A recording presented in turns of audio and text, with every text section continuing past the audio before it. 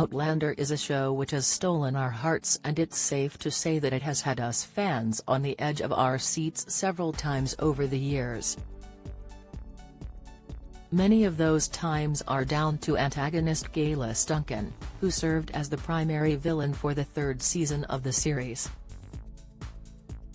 However, many fans of the show might not know that Geillis was actually inspired by a real individual.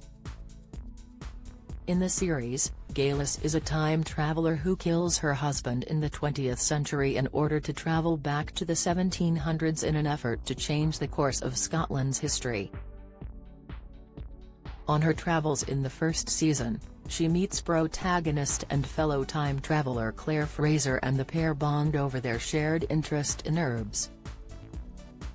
When the two friends find themselves on trial for being witches, Clara discovers that Geillis is a time traveler after seeing her smallpox vaccination scar. She saves Claire's life and is sentenced to death, but later it's revealed that she managed to escape. Geillis returns in the second series, and Claire encounters her the very same day she originally travels back in time, but it is not until the third season that she gets a starring role.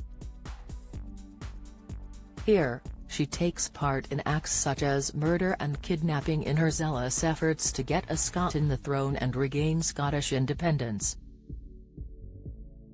While Geillis' character was thought up by author Diana Gabaldon for the series, Geillis Duncan was in fact a real person who lived in the 1500s.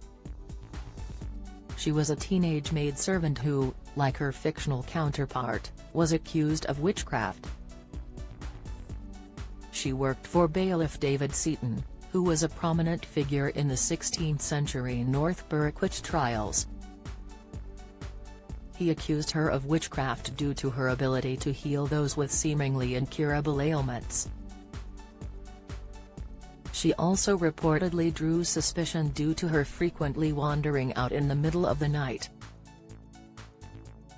Soon after, Seaton began interrogating and torturing his maidservant in an effort to get a confession of witchcraft out of her. Seaton discovered a mark on Geillis' neck which was called the Devil's Mark, and this only furthered Seaton's suspicions. Geillis eventually confessed to witchcraft, but it wasn't uncommon for women at the time to make false confessions due to being violently manipulated into doing so. She was forced to give over the names of other witches, and was then imprisoned in the Old Tolbooth prison in Edinburgh. Geillis was later executed at Castle Hill in Edinburgh. While the Outlander character was not directly based on Geillis Duncan, according to Diana Gabaldon.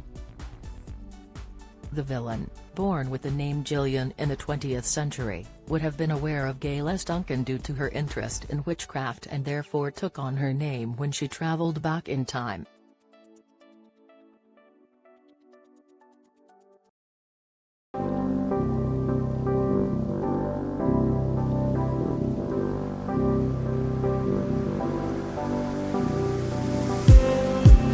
Just need